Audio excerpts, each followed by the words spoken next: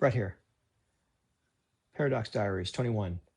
Let's go kind of back to the beginning. I want to talk a little bit about bootstrap metaphors. And I'm working on one right here, this idea of priming the pump. I'm investing some time and energy into this little thing, whatever it is.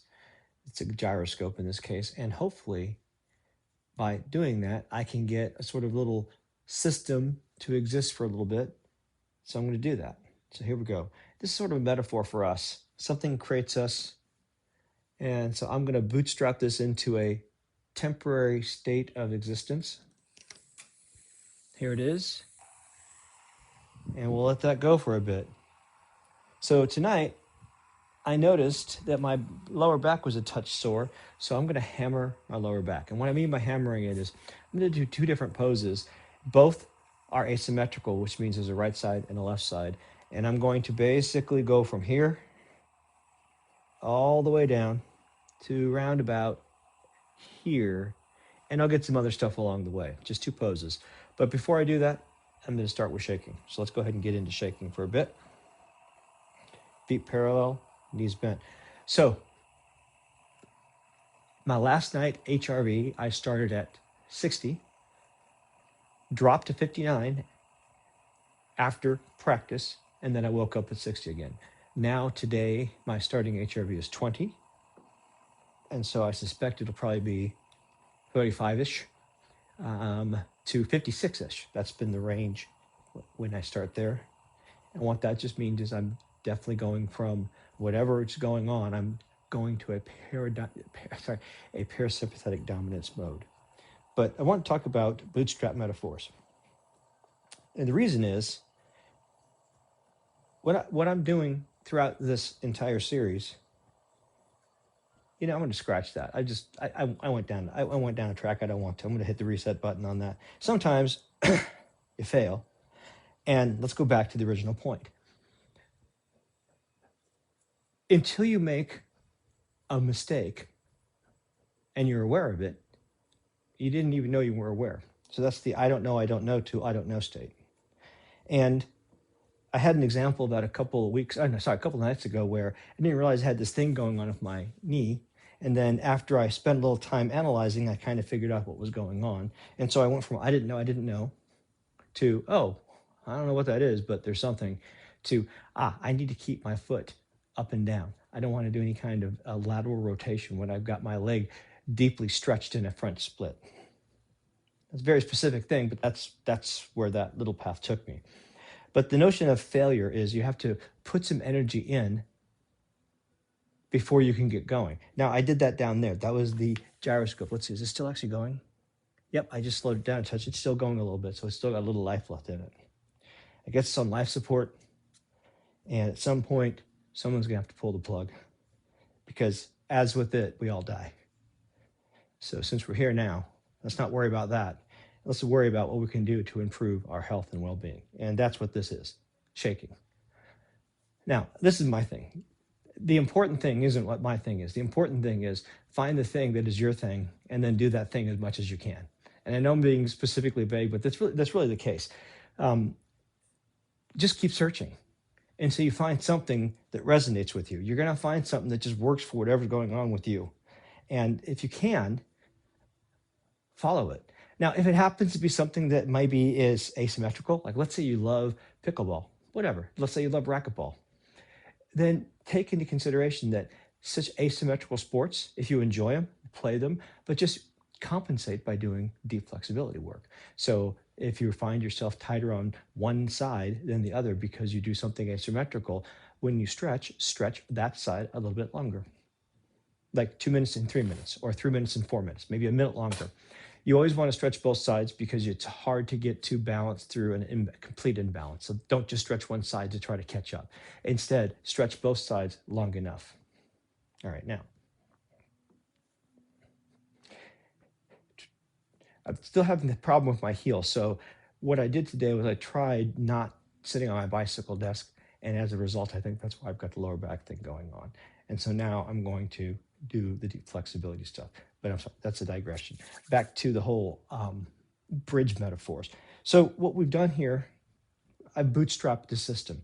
Or I've primed the pump. And that's another good metaphor. Priming the pump is where you read something, you do something, it gets going, and then it sort of self-sustains itself. A literal example of that is if you've ever seen an old pump that's, say, less than 32 feet deep because of temperature or because of pressure, you have a hand crank, and until you actually add some water in, you don't get any water out.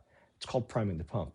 Pour the water in, form a seal, and then as long as you're pumping and there's water in the ground, you get water out. Once you stop pumping, it goes back to not so much. And that's a good metaphor for learning.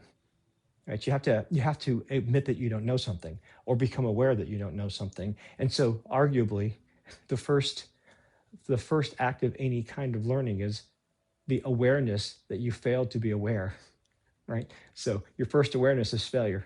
And that's great. Okay, you got it out of the way. Now, for me, what I like to do is once I'm in a state of questioning, I like to find a path, a solution, an idea. Now, it's not that I'm looking for the path. I'm looking for something, because once I've got something, then that for me grounds it. It grounds it sufficiently so that I can actually allow my brain to sort of work on it for a while and maybe figure out the details. A good example of that is energy, Qi. I've been practicing for years and I've been experiencing it, but I always thought of those things as like ligaments or just, hormones or, heat. And for some reason, I was looking for something mystical. And it's like, when you point to your nostrils, you know what you call them? You call them your nostrils, right? Heat is energy, right? The elasticity in your fascial layer, the superficial fascial layer, is a form of energy. Storing glycogen or other chemicals in your brain because you've done a parasympathetic dominant kind of practice is biomechanical or biomechanical energy. So Qi's everywhere. It's just a matter of understanding that the word that is being used by somebody else has a pretty straightforward definition when you were looking for something magic, right? It's not magic. Unfortunately, a lot of times it's shrouded in mystery. And so let me make this not so mysterious to you.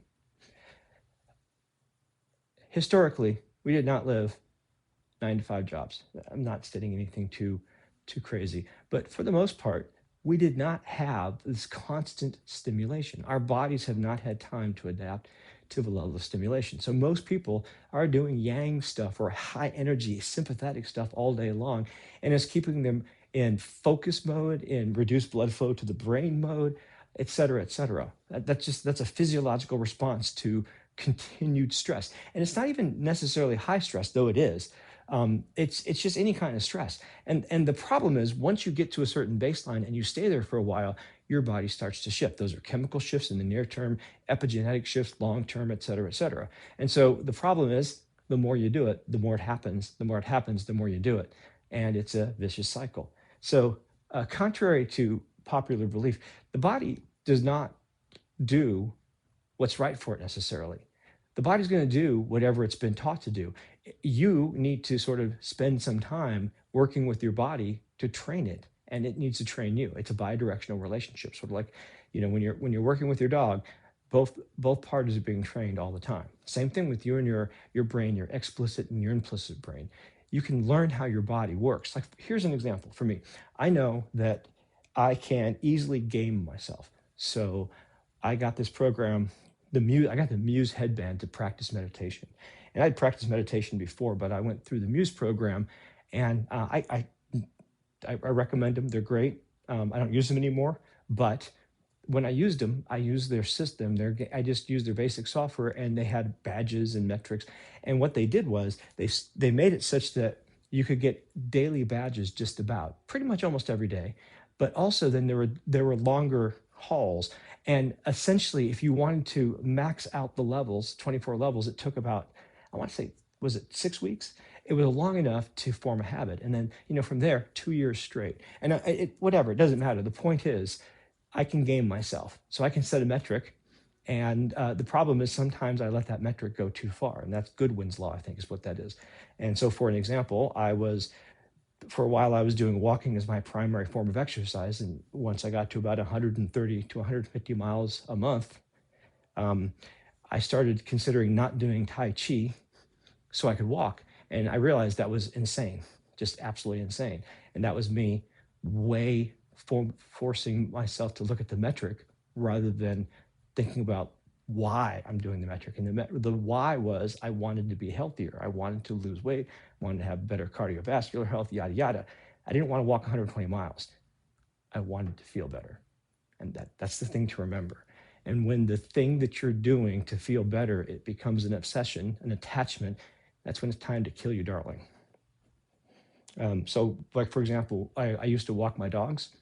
And when I walked my dogs, I thought I was walking. But the problem was I was conflating me walking for exercise with taking the dogs for a walk where I allowed them to sniff. And if I allow the dogs to be the dogs rather than fight, so if I just accept what is and allow the dogs to be the dogs, they sniff and I can walk the same amount of time, but they're a heck of a lot more tired because the sniffing gets their visual cortex engaged. 80% of the wiring in a dog's brain is connected to its visual cortex. And so I think I've read something like 5 times more exercise from walking and allowing the dogs to sniff. And so I did it because I was trying to not force the situation. I was trying to work with what is. And it turns out there's neurological benefit for it. Same thing with this.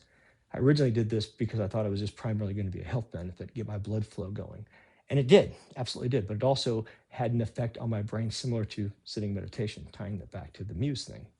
So I know I can game myself. If you know that you're good at gaming yourself, then you can use that to trick yourself. Maybe that's not your thing. Maybe it's making lists. Maybe you have, a refrigerator with a dry erase board and you write stuff down. And if you write stuff down, you do it. Whatever it is, figure out a way to trick yourself. It might be that you're stopping yourself from doing the simple thing because you're not convinced that the simple thing is valuable. I don't know how to convince you of that. But I can tell you that I have, at regular times in my life, had a better day was picking up a piece of trash. And I'm not talking metaphorical. I'm talking like I'm on the couch watching TV. I'll pick up a piece of trash and at least I've done something. I've had those days. I don't have them now, but I've had those days. And guess what? That's a part of me, and it's always going to be a part of me, because if I didn't accept that, then I'm rejecting a part of me, and I am the sum total of everything I have been, and I'm the projection forward of the potential of where I am from now. And I can choose to change that projection a little bit. And something like this practice of shaking actually gives me the awareness to do that. It allows me to be maybe a little more present, a little more time. Now, a little more present. I go from 0% to 0.2%, but maybe not that big of a change. Maybe 0.02% to 0.023%. I don't go from non-awareness, because going from complete non-awareness to anything is infinite, and I'm not suggesting that at all. I'm suggesting that occasionally I happen to have a little bit more space to make a decision. That's what I'm talking about.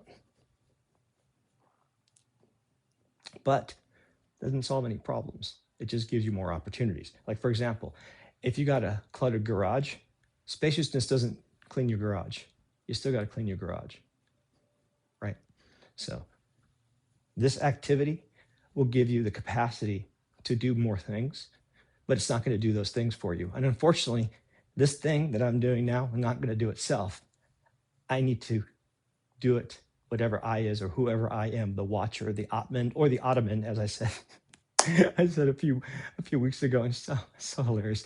From now on, it's the, let's see, what would that be? Self, other context. So Atman, other context, or Atman, observer, observation.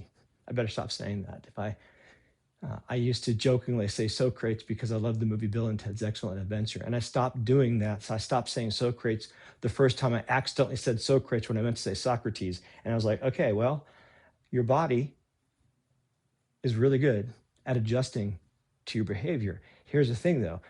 You don't need to do much change. In fact, back to that failure theme, the magic number is something like 15%. I originally read 10%, but I think more like 15%. I don't know what 15% means, but here's the feeling of 15%. It's challenging, but you still get something a little bit every day. So back to the badges and the gamification in the Muse software. Again, I could get something every so often, and that's how games hook you, right? They get it so that you have just enough dopamine hits, so they trickle you along, get you excited, get you going. And then you sort of stay in a slightly aroused state for a long time. And so now all of a sudden, why are we doing shaking? Because I want to go back to parasympathetic dominance. I want to feel the muscles of my front relax.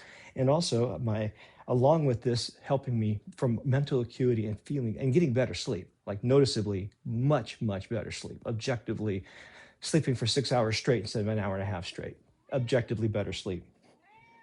Besides that, when I do a stretch, I'm already like well into a stretch. My muscle fibers are already ready to relax because I've reduced my overall body's resting tension. And so anything I do after this is going to be accelerated and deeper. That's my lived experience.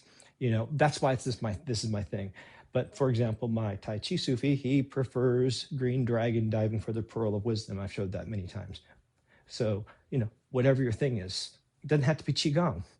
It could be walking. It doesn't matter. It could be yoga. The one thing I would say is as you get older, you might want to look for more parasympathetic dominant things. Now, this actually technically isn't parasympathetic dominant. It's homeostatic. That is, it's going to balance you. If you're all jacked up, it'll calm you down. But if you're really out of it, it'll bring you back to center. So technically, this is more of a balancing practice. Now, I'm doing this gently. I'm not doing this aggressively. My feet aren't coming off the ground. I certainly could be doing that, but I don't need to. This is sufficient because the number of shakes you need is 5 to 15 hertz, give or take, in your body. That's 300 to 900 beats a minute. So 300 beats a minute, 60. I can't do that many. I think it was 50 beats a second. No, that's not right. I'm sorry. That's not. It's a lot anyway. 5. It's 5. And anyway, the point is I can't bounce that fast. So what's happening is my muscle fibers, my fascia, the blood, everything is going to bounce at a different rate. And so as a result, the interference and the interaction between the various visceral tissues are going to cause different little just microfrequency waves that are going to cause most of our systems to just kind of calm down. And I understand this, you sound skeptical. You might be skeptical of that. I mean, I was skeptical. I was wrong. Your results may vary. Some shaking required. I have no idea how long I've been shaking. I suspect this has been 10 minutes, but I've been gabbing for most of it. What do you think, Shesh? Has it been long enough? Actually, let me just check a feel here. So my left shin is tingling, down the bottom, inside, medial side.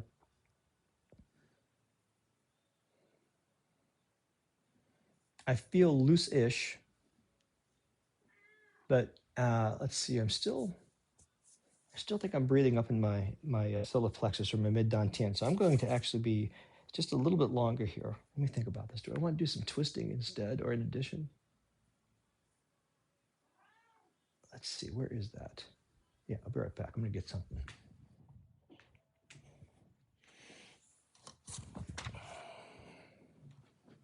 I noticed my shoulders were a little bit tight. I don't want to do a shoulder stretch tonight.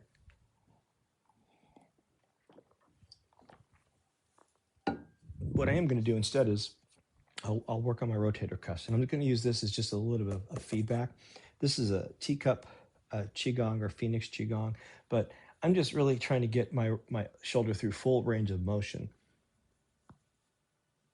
And I'm trying to keep the book flat so I don't drop it. And I'm doing whatever I need to do to twist my body to do it. Now for me, I'm doing this as a dynamic stretch,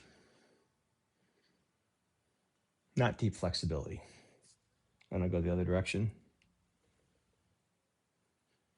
And I probably bend more than I need to, but I'm really doing this to sort of get a lot of just full range of motion and stretch my ligaments, tendons. And I don't mean by stretching, not really stretching, just extending them out. Letting them sort of really, like right there, I'm getting some nice stretch.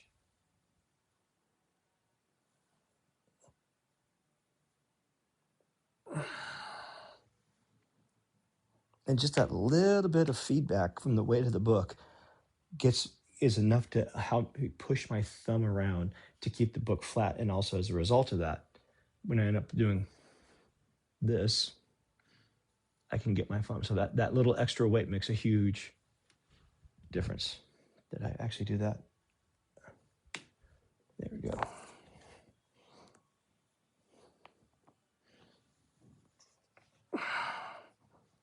I'm just pulling my shoulders up. Okay. So what I'm going to do is just a little more shaking, and then I'm going to go into the stretching. Let's see. So let's go talk about the stretching for a bit. What I'm going to do is I'm going to be laying on the floor, and I'm going to do two different stretches. One stretch is going to hit sort of the thigh, from about the back of the thigh, so the hamstring, mid-hamstring, up to a little bit of lower back. The other one's going to start a little bit closer to the glutes and then work its way up to the mid-back. And so they're a nice combination. I normally don't do them together. I normally do them on different nights. And I don't know that I've ever done this combination because I'm planning on doing 5 minutes each pose, asymmetrical, so 2 poses, 2 sides, 4, 20, 20 minutes, and then time in between. So it's probably going to take me 25 minutes to get through all that. And by the time I'm done, I'm just going to be tired as heck because especially the second pose is a very restful pose. Okay. Yeah, that's better. Okay. It's now finally getting into my upper diaphragm. Okay, I am going to get my little cheat device here. I'm going to stimulate my vagus nerve in my neck. So I'm going to be on the ground for the next 2 poses. For props, you might want the following things: a cord, a belt, a towel, something to hold your foot. I use a small pillow for my neck. Totally not necessary. The other thing you might want is I use another pillow or some kind of elevated thing because we're going to be sort of leaning to the side with our knees, and you might need something to stop your knees from going too far over. And also we're going to be doing the same thing with an extended leg. So for the same reason, you might want something like this. So these are all the props I'm going to use. Okay.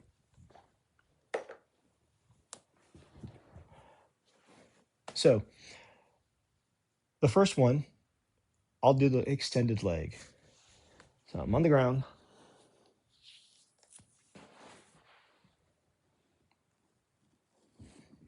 Probably want 1 pillow for me. That's good. Now what I'm going to do is I'm going to take and leave my left leg where it is. Take my right leg. And I'm just going to use this sort of for support.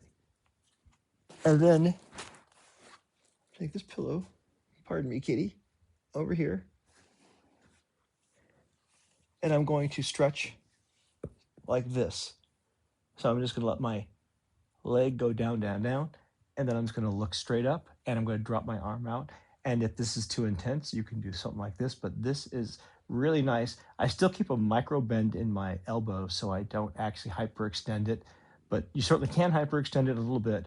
And of course, you can have your kitty change your balance. Now on this one, you're going to come back slowly. I normally just sort of drop my foot and bring it over. Again, this is asymmetrical. I'm going to show you this in summary of what I'm doing, and then I'm just going to do it. And I may or may not talk during the poses. And the other side, same thing. Now, you can use your hand to hold this. What I do is I put my foot on a pillow, and then I use the pillow to basically just wedge it in place. I'm sorry, dude, seriously. Dude, stop, okay? Not that close right now, okay? Now, for the next 2 poses, I'm going to start with my feet on the ground, and I'm going to take 1 foot, say the right foot, and I'm going to hook it behind the leg, the knee, or I'm going to hook it over the knee. I'm going to go over this myself, and then I'm going to twist to the side. Now, this looks similar. It looks almost the same, but it hits higher. So I can feel this all the way up to here. And so from here down to here is what I'm going to get. And these 2 poses together are going to really just completely release any kind of tension I have in my back. Now, on this one to come out, take that foot that you twisted over, get it on the other leg, slide back, twist up, and then other side. And again, on this one, I'm looking up, my arm is dropping to the side, and if it's too intense, I can bring my hand into my armpit and still drop the elbow. It is good to keep the elbow dropped because that keeps your spine twisted, and twisting your spine is very good for your spine. The more you twist your spine, the more you can twist your spine because your body adjusts to how you use it. But take your time, be gentle with yourself. So I'm going to grab my clock here. Where did I put my clock?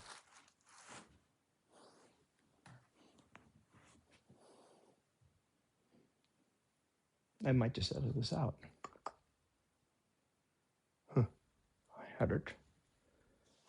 Mr. Chesh, what did I do to it? Oh, there it is. I see what I did. And since I'm going to be here for a while, drink of water. Now, something I'll mention. When I stretch, I don't generally eat before I go to bed. I try to stop eating by 8 o'clock.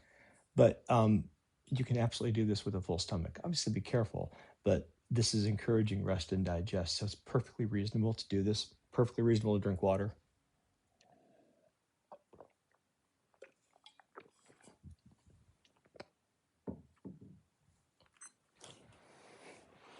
I do not want to do this pose, either one of these poses, for 6 minutes, however.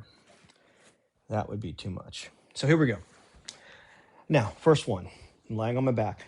Now, I'll just say this one is called Flamenco C. There are 3 flamencos. Flamenco A, straight up. And this is great for your hamstring. Great, great, great. And eventually you hold and so on and bring it further back. And eventually you might bend your knee just a touch, but I try to keep the leg and the arm straight on this one. Now, that's A. B, you open up to the outside. That's B.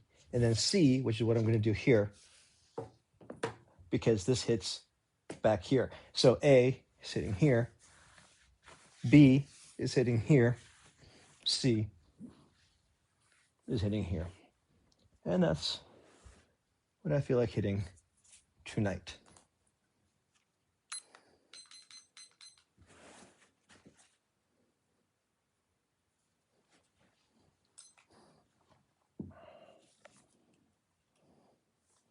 Now, I'm stimulating my vagus nerve in my belly or my diaphragm by putting this thing down here. It accomplishes the same thing, different body part. The vagus nerve innervates your diaphragm as well as your neck.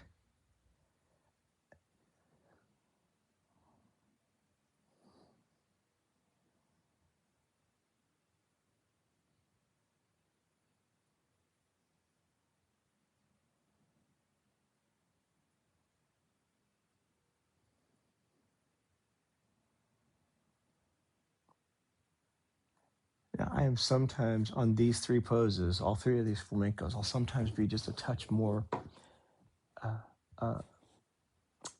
what's the right word? A little more active. So right there, I just stretched my leg just a little bit more, and I'm then putting the belt under my head to give me just a touch of support, and then I can relax into this, and really, now all of a sudden I can feel this on the back, the crease on my leg, all the way up to, in fact, right there. Right there. So, here to here.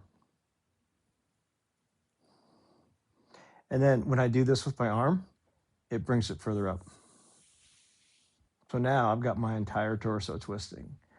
And when we talk about engaging your torso, so if you've seen any of my videos on engaging your pelvic floor or doing neck isometrics, when I stretch like this and relax my body, I'm doing deep flexibility work like this. And by the way, normally I wouldn't talk, but what I'm doing is by having a little bit of extra stretch, the physics of my muscles being in tension without me having to hold them is enough for it to relax slowly over time. So I can get away with a little bit of talking. But and I completely lost my train of thought. Oh well, if it comes back.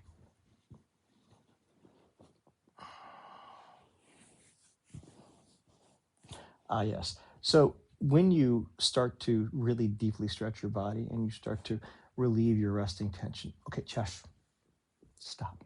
Okay, stop. When you start relieving your resting tension, then you can relax your body. And when you start to do those neck isometrics and you mix in Wu Qi, that is feet parallel, hip width apart, knees bent, relaxing your sacrum down initially, then maybe pushing your sacrum down, pushing your fontanelle up, shoulder blades down, and then pushing right, left, front, back, top.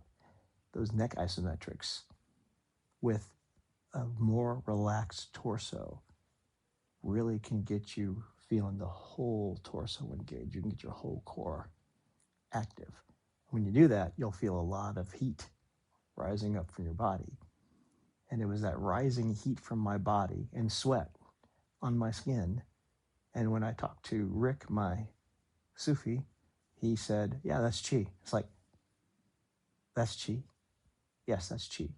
And that was it. That was the, I don't know how to say it. That was the true knowing. I mean, it was like, oh, well, I've been feeling that for a year, ever. I mean, I can feel the ligaments. A couple nights ago, I demonstrated how you can connect the bubbling well, the arch of your foot, up to your Lao Gong right here where the middle finger hits. And you can do that by getting yourself into particular contortion and then tucking your sacrum to your heels. You can feel the skin on your palm pull back. So once I realized that, you know, a lot of Chinese medicine is it's just a set of terms for a set of experiences, just like Western medicine, and they're just different systems trying to get to some kind of understanding or model that you can then use to improve your life. Once you understand that, then you can basically listen to a metaphor and get what they're saying. And that, at the essence, is its lateral thinking. Different systems and symbols to represent the same inherent relationships due to the way things interact in the real world based on, for example, standard temperature, standard pressure, bipedal, cement, concrete. So there's a whole bunch of stuff that constrains what can happen, and we're just sort of living in that and doing the best we can. And one of the ways you can do that is deeply flex your body, stretch your body, so that you can feel messages from your body. And you do that by getting yourself into a parasympathetic dominant mode every so often. Okay, now Kitty is in the way. Actually, I should say Kitty encourages movement. So I will adjust to Mr. Kitty and pillow. All right, here we go. Same thing, other side. And again, remember, A, B. I love B. B is great for opening up the groin. And then C. So if you want to work on your hamstrings, opening up your groin seems to help me open up my hamstrings. It's like a domino effect. You start working on one part of the body, and then another part of the body opens up, and then that opens up another part, and then it opens up a first part again, even more so. It's kind of like the original Metroid. Your body's an open world adventure, but certain abilities, when you unlock them, open up other things. And I kind of believe shaking is kind of like that little system hack that allows you to level up early on to make the rest of the game easier. That's what it feels like to me. Shaking feels like a cheat, though this stuff does too, this deep flexibility stuff. Once you really start doing it, man, what it does to repair your body, whatever. I wish people could really understand just how awesome this stuff is. Sitting in discomfort on a regular basis is one of the best things you can do for yourself. Do what you fear, just a little bit.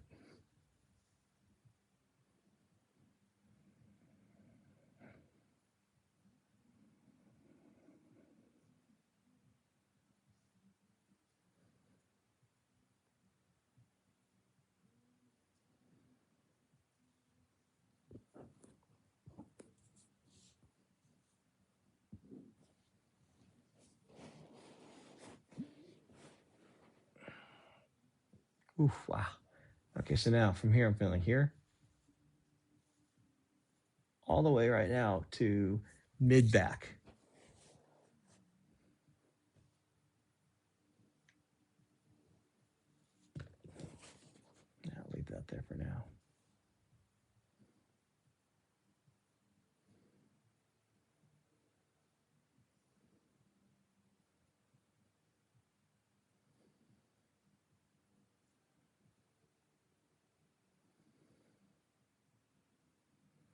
So something I want to point out about this prop.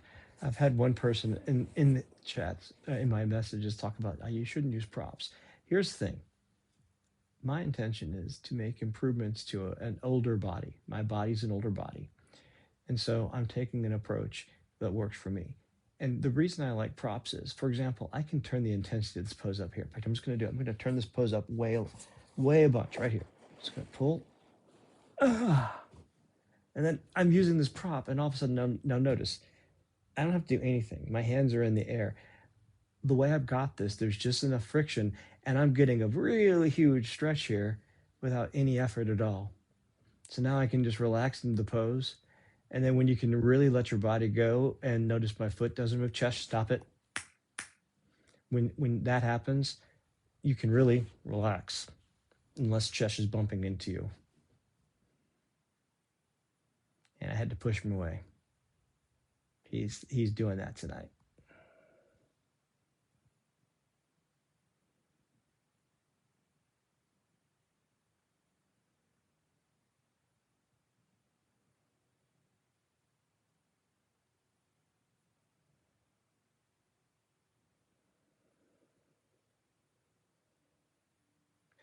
Now, another thing about this pose, notice you can really take a big inhale and extend your diaphragm, and that's going to push you in and out. So it's going to very subtly move you a little bit. And those very slow, subtle movements you use with your stomach, that can really help sort of extend the edges of the stretch a little bit. And by doing that, it's going to reinforce the center a little bit better if you get that. The more you stretch out across the muscle, the more the whole muscle is going to do better. Actually, I'm just saying, I have no idea if that's true, but it seems to make sense.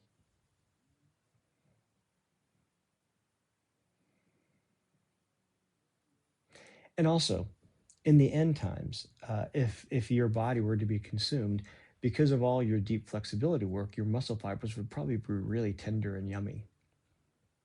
Assuming you do eat fewer grains and more go for grass-fed. I prefer the green leafy greens over the grains. That's not true. I like the grains a lot, but carbs bad.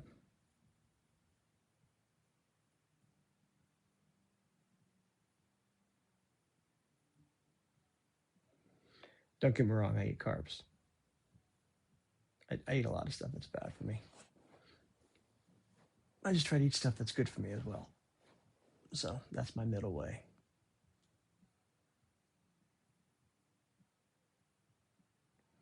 For now, that's my middle way, I should say. Impermanence and all things that begin and interesting.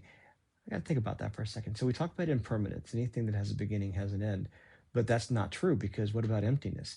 Emptiness says there's no independent arising, and so everything's connected through. If you do a simple inductive proof, so that's interesting. I'm gonna have to think about that. What is the intersection of emptiness? Yeah. Okay, I'll get back to that in a second. Just let my back sort of rest here. So once I've done this, either I'll just sit here and let my back sort of maybe turn my legs or my knees side to side. So impermanence. What is impermanence? Impermanence is all things end. Okay, great. Got it. Okay, here's the thing. All things end. So there's triad there. Okay, there's the observed, all things, the observed, all things, observation, and all things end. Okay, well, who's the observer? Because all events need observed, observation, observer, observed observation. Sorry, and so all things end. I guess I'm the thing that's looking and saying all things end. So from my perspective, all things end, and they do. From my perspective, when I'm gone, my relationship and my awareness to them go away. So, yet they're always there because all things are connected indelibly through their past and history. So the simultaneous, I guess this is really just the observation of the inherent model nature of even simple words like emptiness. Oh, wait, I take that back. Emptiness isn't a simple word. Okay, I'm really digressing. For the next pose, I just got up because I'm gabbing and I'm not thinking about what I'm doing. But what I'm going to do is I'm going to change my position. I'm going to do something where I'm twisting, and I already showed you this quickly, but I'll show you from a different angle. So again, feet on the ground. My legs are approximately 45 degrees. And also one other thing, sufficiently away from cat. That might be a more local rule. Okay, so again, I'm going to start with my right leg. I'm going to hook it behind my left knee, or over, or further, or if you can even sometimes. Let's see if I can get there. We go. I can sometimes do that. This is not the stretch. Don't care about the legs. What I care about is that they're stable, so I can do. Actually, I'm going to do this because I don't want to hit the kitty. I can do this. This is really the pose right here. That's it. I'm going to look up. I'm going to have my hand off to the side. And this is huge, huge pose. This brings us all the way up to right about here. So I'm really getting my entire torso on the back stretched. So, you do this, you do cliffhanger where you put your hands on the wall and hang down, and you do something like wide dog, which I did last night, and pretzel arms. And between those two, you've got your torso front and back just completely covered. All you need then is some side to side stuff or some twists. Actually, not or, both. Add in some neck isometrics, then you've got full core engagement. Do some parasympathetic stuff. Do it consistently over time. It turns down signals. You start to get some epigenetic expressions and tendencies towards, say, for example, phenotype 1 to phenotype 2 expression of astrocytic cells, which allow you to actually store instead of consume potential energy. And it started with all cascades, but you start with a shake. You just start with a shake. And then you see what goes from there. So shaking is what I call the primordial paradox tool. And a paradox tool is just, paradox in my vernacular is the thing that makes you aware of your unawareness. It's the spark that all of a sudden you became aware of something you didn't become aware of. It's also the balance of yin and yang. So it's the independent, if you will, the simultaneous arising of awareness from some external stimuli that made something that what you weren't aware of aware. So that's paradox. So a paradox tool is something that is meant to help you become aware. And so, for example, how is shaking a paradox tool? How does it help you become more aware? You shake for a while. You shake consistently. Over time, your heart rate variability goes up. Your health gets better. Your vagus nerve calms down. Your parasympathetic system is better. You're a little less reactive. You all of a sudden have more time to think about things. So you end up having more space to do things. You still have to do things, but at least it won't be quite so noisy. So that's sort of a chain of events.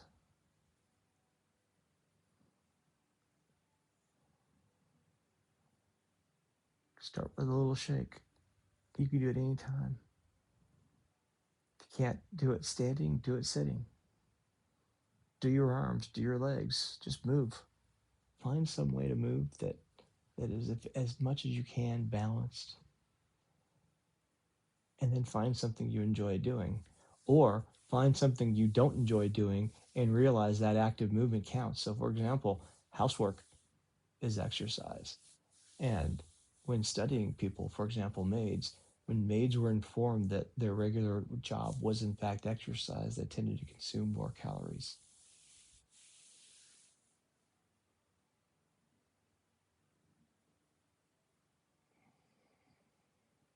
Now, it's not that any movement is good movement. Jumping off a bridge can be fun, especially if there's water. But,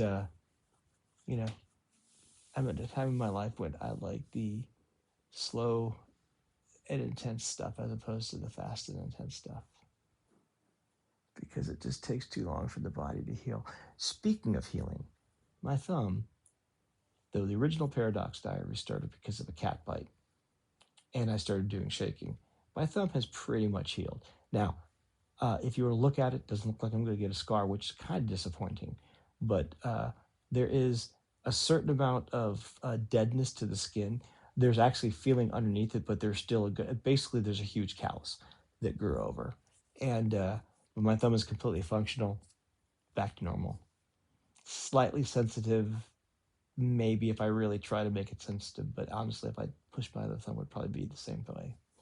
So, shaking, healing, and opening up possibility. So it's primordial paradox tool, because I didn't even know what I was doing when I started doing it. But when I started doing it about 5 minutes a day, that encouraged me to do it 10 minutes a day for some reason. And then I started doing it 10 minutes a day, and that opened up a lot of stuff for me. All right. Now, that's 15 minutes of stretching so far. For this one, really important. I have stretched the heck out of my lower back here. If I come out of this quickly, I'm going to do some damage. So I'm going to very carefully unwind my leg and feet if they're wound up. I'm going to take my right leg and right foot and put it on my left leg, slowly sliding it back. Notice I'm not moving my back. I'm just moving my leg. Now, here's the thing. Go by feel. If I move like this doesn't bother me, but I've just learned that if I do this right here, I get my foot on the ground and then my foot flat. At this point now, I've got some stability and I can roll back slowly, and I'm not going to do anything.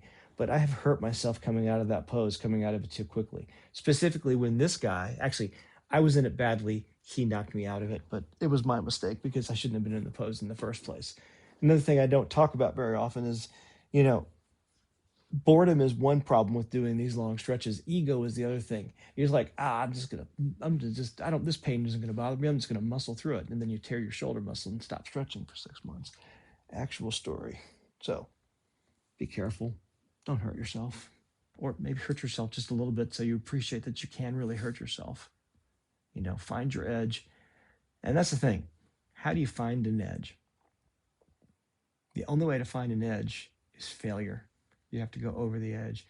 The only way to learn is failure. So then the question is, how can you reduce the cost of failure? Faster feedback. I could talk about that in lean software development. I can talk about it in body work. So slow, you practice slow so that you can go fast. You practice slow in Tai Chi so that you can move fast in your reaction. You visualize what you're doing so that you can pre-program your brain. You're basically, through the practice of a martial art, a kata, you are self-hypnotizing your implicit brain so that it can know what to do in a moment's notice. So you're pre-recording your body's an autonomous reaction. Now, it's not perfect, but it's better than not doing it. It's a lot better than not doing it. And in the practice, visualization stimulates your visual cortex, which is going to help you with mental acuity. Also, you're still forming neurons every day in your hippocampus, so you might as well give those neurons something to do. So visualization helps. Movement, breath work. When you start doing all those things and you start taking a parasympathetic dominance, you're still going to go to work. You're still going to get irritated at work, but you're going to find that you can observe your irritation rather than being lost in your irritation. Have you ever been in a situation where you're so frustrated and you're frustrated and you can observe that you're frustrated, and yet you still keep digging that hole? I mean, I've done that so many times. And again, I've done it before. I can do it again. I can do it in the future. I accept that I've done that, because if you reject that you've done that, you're rejecting a part of yourself. You've got to accept all aspects of yourself and understand that, you did it. You did the best you could in that moment. Yeah, it might have sucked. Don't do it again, right? Because guess what? We don't know what the hell to do. Nobody knows what's going on. And guess what? Everyone's going to die anyway. So no matter how good or bad you're doing, the end result is we're all worm food. And 1,000 years from now, no one's going to remember anything. So that sounds morbid, but think about how freeing it is. Meaning is a relationship. Again, observer, observation, observed. If something is important to you, that is, you are the observer. The observed is a thing of your importance, and the observation is important to you. Meaning has always been a relationship. All words are relationships. All words are metaphors. All words are models. You have the immediate relationship you have with the word, the word cloud in your brain of all the experiences that you associate with that word. There's another person that has that same sounding word, but their word cloud is entirely different. Hopefully, when the two of you come together and you share that word, your word clouds have enough in common that you're saying the same thing. But it's very possible, very easy to say the exact same word and mean very different things. Back to the earlier part of the conversation. I used to think I was walking my dogs, and that was equivalent to me getting exercise walking. I was using the word walking, but there were two kinds of walking. Walking the dog, letting them sniff so they actually get a better time. They have a better time. They get more exercise, and I'm accepting what is. I'm dealing with what is, and then walking for exercise. Probably need to do that on my own. And when I go to Tai Chi class, I go early because there's an open field, and I walk a good half hour, let the dogs roam around, and so I get to walk and they get to walk themselves. So that just is something I had that constraint, and I found a way to work it into my system.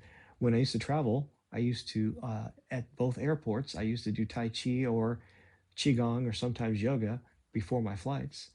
And then I'd sit on the airplane and meditate.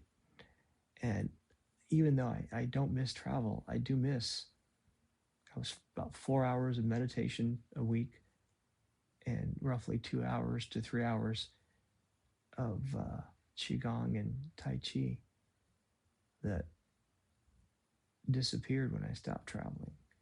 On the flip side, I get to have a lot more time with my dogs, so it's definitely a fair trade.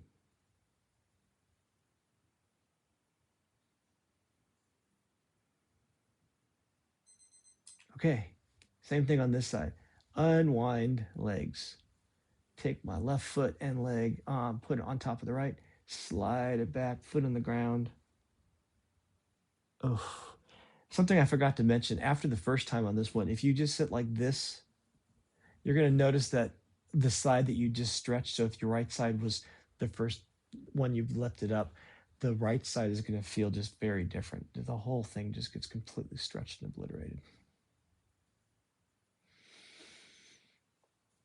Okay, well, I think I'm going to call it a night. I kind of want to do baby, though. So, asymmetrical baby, or baby. The same pose, just do you do one side or two sides at the same time? So, baby.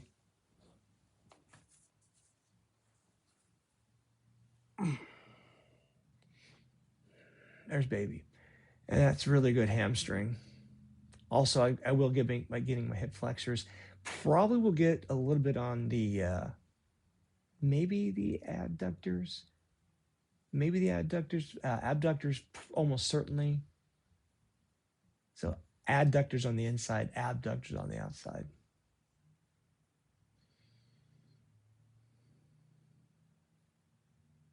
And sometimes I should just go to bed. It's time for bed, but let's see something here.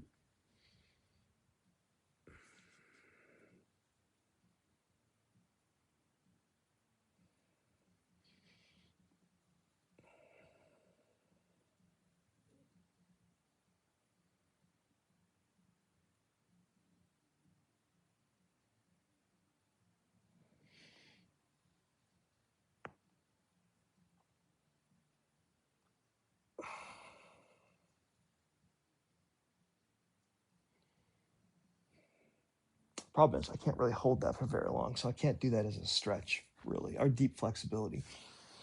All right, anyway. Paradox Diaries 21, out. Good night.